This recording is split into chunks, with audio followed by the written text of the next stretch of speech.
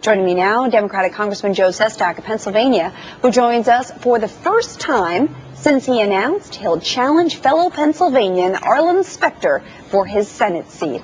Congrats to you, Congressman. We'll talk about that in a moment. Joe Matthew, the Program Director of Politics of the United States on XM Satellite Radio, which can be found on Channel 130, and Mark Hulbert, the founder of the Hulbert Financial Digest and a Market Watch columnist. Good morning, gentlemen. Good to see you.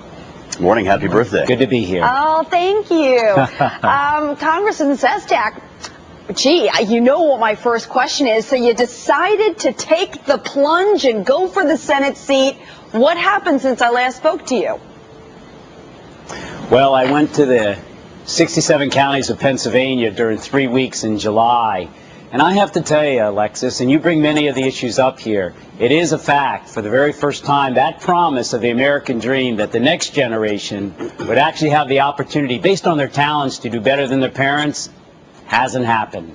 And I'm getting into this race because I think continual change needs to be made in order to help that. From that health care issue you mentioned to the economy, I'm sure we're going to get to.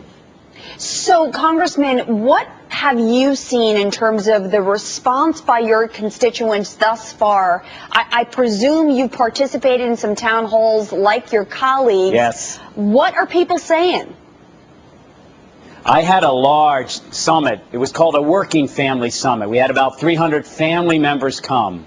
And there was a contingent there that was very angry about any type of intervention by the U.S. government to affect health care reform. Very angry. There was another group that wanted government to do it all.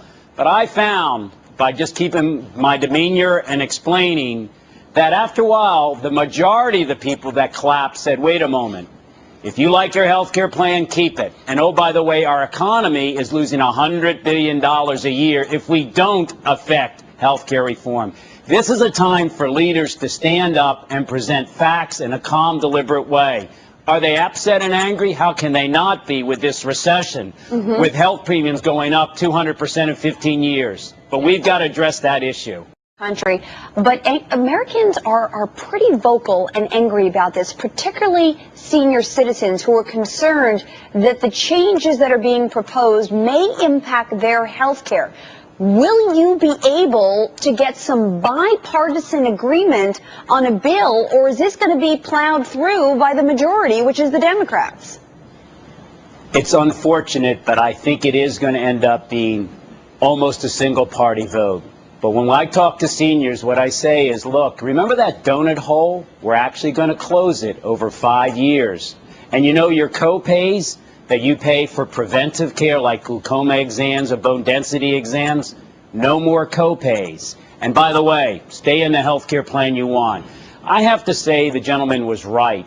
The message from Washington is not good. And we have to be out there, despite the harshness of these town halls, and getting the message out. But I do wish this was more bipartisan, and that's the shame of it.